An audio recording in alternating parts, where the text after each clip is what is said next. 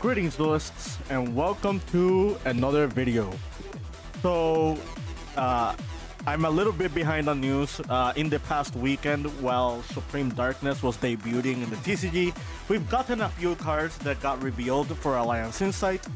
Alliance Insight is about to debut in the OCG very soon. And one of the cards that got revealed, or two of them rather, are cards for Ryu-Ge. I think this is the first time we're going to be talking about Ryu-Ge in this channel. I don't think I've talked about Ryu-Ge that much, at least outside of like basic stuff. So I kind of want to dedicate today's video to not only just talk about the new cards, but talk about Ryu-Ge as a whole. And because this is an archetype that debuted in Crossover Breakers alongside Malice and Ryu-Ge, but sadly, compared to those two archetypes, it did not do so well. And who knows, maybe these new cards could help out with that. So I'm just going to briefly talk about Ryu-Ge. I'm not gonna show any combos. I'm not gonna talk about like potentials, archetype or potential things you can do with them at the moment. What I'm gonna do is just give a brief synopsis of what is the game plan of the deck, the issues that the deck has at this very moment, at least in the TCG, and whether or not Alliance Insight can fix them. So Ryu-Ge is an Worm, Sea Serpent, Dinosaur archetype that composes of three main deck monsters and one Pendulum monster. As well as that, they have one trap card and 4 spell cards. What you see here on the board are 3 different realms. The realms are correspondent to the specific monsters. Like Dino Domains belongs to Kaiba, Sea Spires belongs to Anva, and Wormwinds belongs to Hakba. So all these Ryu-Ge monsters do something whenever they're in a very specific location, and they all work with each individual Ryu-Ge realm. That's not to say that the Ryu-Ge realms do not work with other monsters. It just works with the specific type of monster. Hakba is a worm monster, so Wormwinds works with worm monsters. Kaiba is a dinosaur, so it works with Dino Domains. Anva is a sea serpent, so it works with Sea Spire. So Hakba has an effect when it's banished. Kaiba has an effect while it's in the hand, and Anva has an effect when it's sent to the graveyard. If 2 or more monsters has been sent there, Anva can special summon itself. If 2 more monsters get banished in the same turn, Hakba can special summon itself, and Kaiba can special summon itself from the hand if 2 or more cards were destroyed this turn. Wormwinds can change the attack of a monster to 0 by placing a spell at the bottom of the deck. Dino Domains can negate the activation of a monster with a less attack. Sea Spires can bounce a card.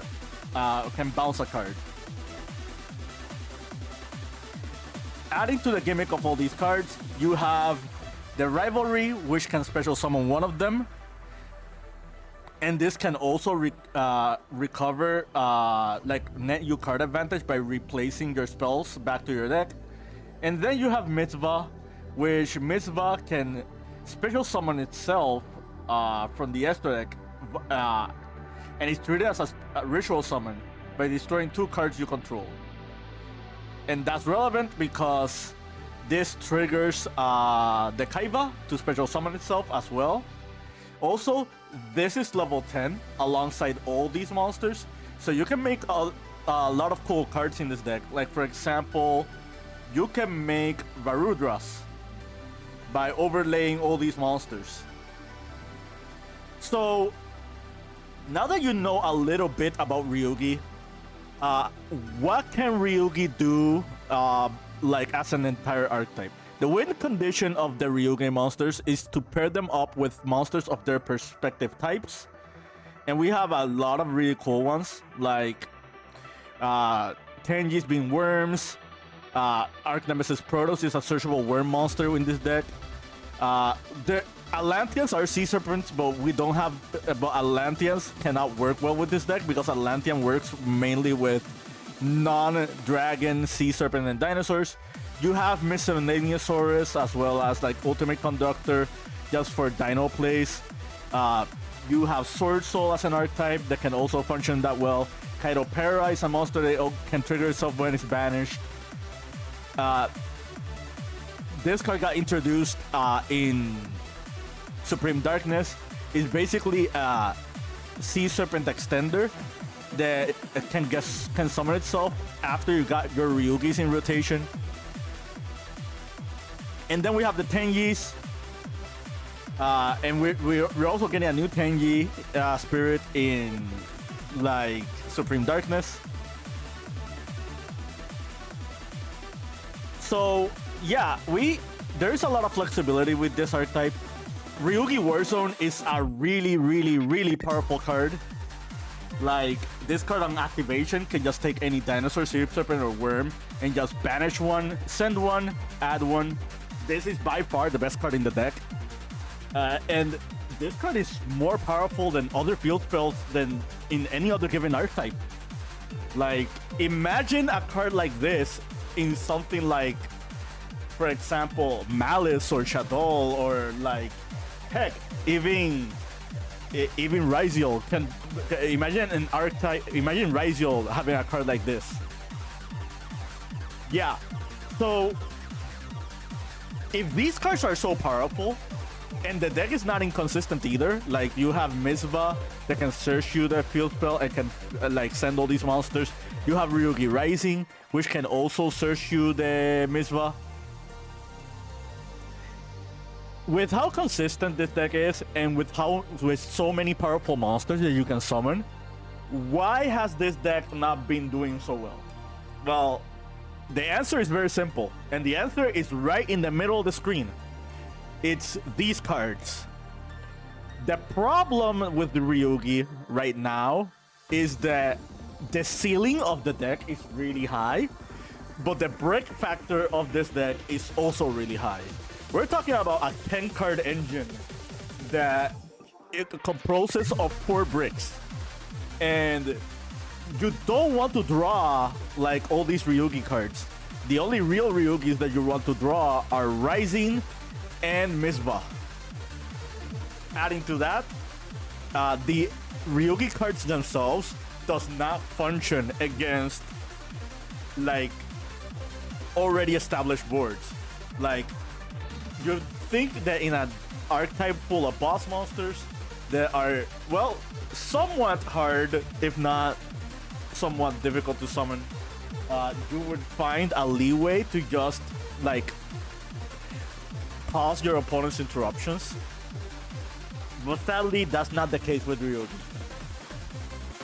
That's not to say that Ryu-Ge cannot be a very functioning deck.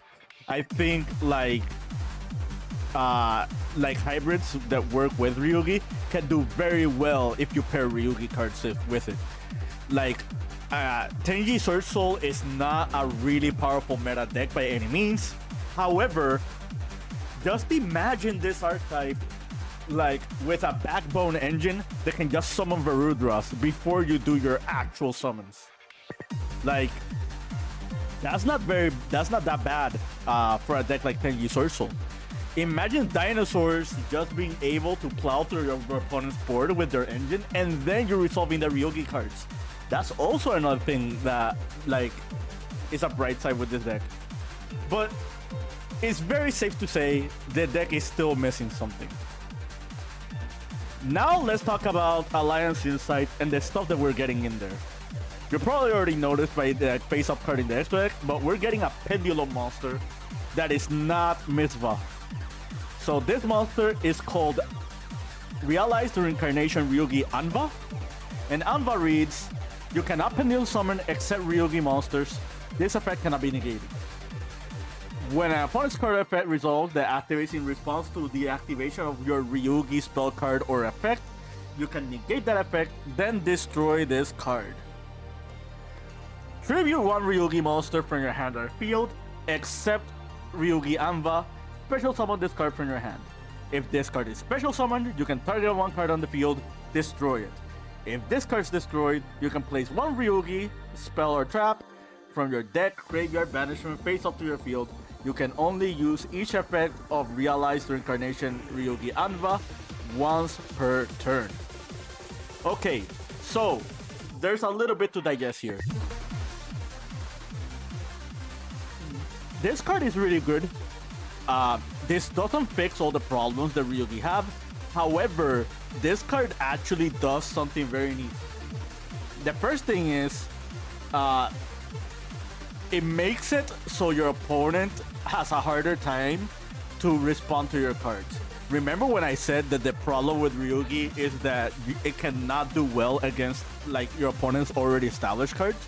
Well, Anva can make it so your opponent cannot respond to your cards properly, or it forces them to respond to them very awkwardly. Like, let's say for example you opened Anva and you opened the Ryu-Ge Warzone.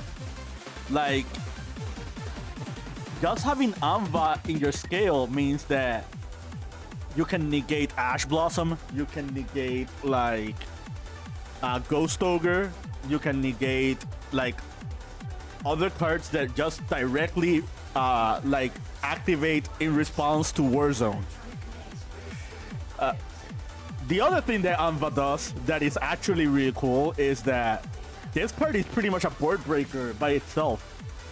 You like, with so many Ryu-Ge cards that you don't want to draw, like for example these Ryu-Ge monsters, you can just preview them for Anva, and Anva itself is a threat against your opponent. Like, imagine you opening Misva and Anva, but your opponent has like 2 or 3 interruptions. Like, you can just try to use Anva and to stop your opponent stops the Anva, then you try to use Misva, your opponent stops the Misva, and then you can activate your Warzone. And like, all these monsters are big. Like, if your Ryu-Ge stick on the board, like, it's a very hard time for your opponent. Another really cool thing about this, about Anva is, like, remember when I said that you can just try to stop your opponent tries to stop this? Like, when this card gets destroyed, you can just place one of these face up. And these cards are not that bad. Like, depending on which archetype that you're playing, you can use your Anva to just bait your opponent's interruption, place the appropriate card, and just give your other monsters that level of that interruption with these cards. Wormworms is by far the best one, in my opinion, just because it's a floodgate on your opponent's turn. Like, this is a really powerful effect if you're going first. But let's say you're going second.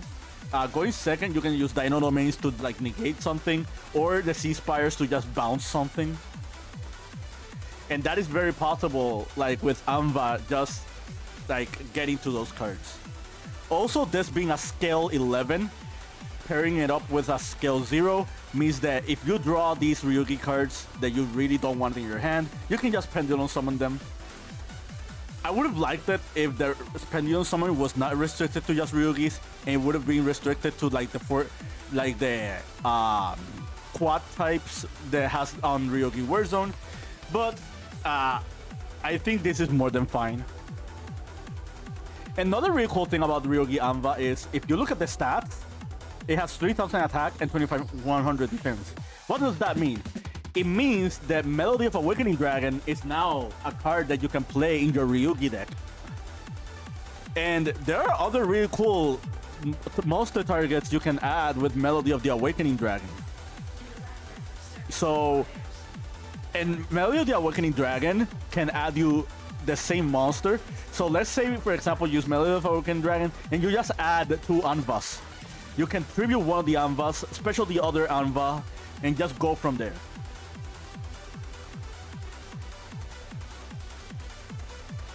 But yeah, now let's go to the next card. The next card that we have is called Ryu-Ge Raid Apocalypse. So Ryu-Ge Raid Apocalypse reads, your opponent cannot target Ryu-Ge monsters you control with card effect. If you have a Ryu-Ge Pendulum monster on your field or face-up extra deck, you can shuffle 2 Ryu-Ge monsters from your hand, graveyard, and/or banishment to a deck, then destroy 1 monster on the field. If this card is destroyed, you can set a non-continuous Ryu-Ge trap card from your deck, graveyard, banishment. So this goes in tandem with the Ryu-Ge Anva. Remember what everything I said about Ryu-Ge Anva? Trying to like force your opponent's interruption? Well, with Ryu-Ge Anva, you can place the Apocalypse. And if I'm not mistaken, it says that you can place a face-up. It does. It places a face-up on your field.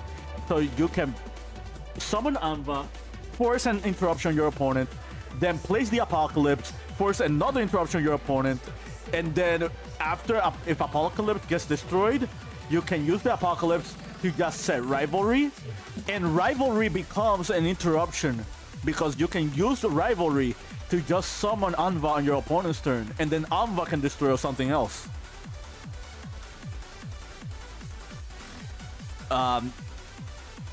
This also serves as recursion, so because whatever Ryu-Ge you just placed, you can just put it back in your hand in the end phase. So, yeah, now Anva by itself can just try to pop 2 cards before you start your engine of your deck. These cards are really good for their intended purpose. I think what Konami wants you to do with these cards is they want you to use Ryu-Ge as a board breaker style deck. That's not to say that you cannot play this archetype going first. Going first, this archetype is extremely powerful. Like just summoning Varudras alongside something like some of these also is just really strong against your opponent. And take note, we're getting more support that indirectly supports this archetype. Like right now in Supreme Darkness, we're going to get Mula Adhara, and we're going to get the Tenji Spears Sarya. Mula Adhara can add you Warzone, and Mula Adhara itself can not be destroyed like by your opponent's card. Well, if you have a non-effect monster, and that's not hard to do in this deck. Yeah, Sarya can summon you the Sahasrara. I'm not gonna talk super in depth on what you can do with this archetype because, again, like, that's not the purpose of this video. If you are interested in watching Ryu-Ge hybrids and learning more about them, let me know in the comments. I'm sure you Mud Dragon this one because it means you can play Polymerization as a board breaking card. Mud Dragon is a worm type monster, so that is something to keep in mind. Yeah, that's all I wanted to talk about involving Ryu-Ge. Alliance Insight is looking like a really good set. I know that I've been preaching about that set for the past month already, but like, the heck, even Ryu-Ge is getting really good support. Like, it's only a matter of time. I think our national season is going to be very interesting.